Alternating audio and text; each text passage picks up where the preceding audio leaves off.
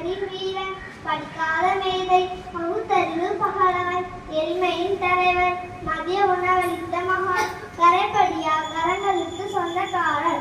நான் இப்பொழுது கல்விக்கண் திறந்த கருமவீரர் காமராஜர் அவர்களை பற்றி பேச வந்துள்ளேன்.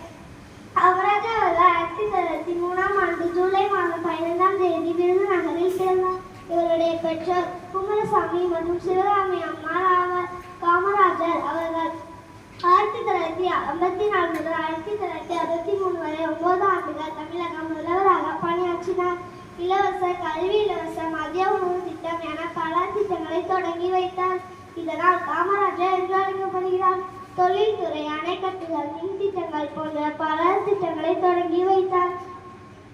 இதனால் காமராஜரின் ஆட்சி காலம் தமிழகத்தின் பொற்காலம் என்று அழைக்கப்படுகிறது.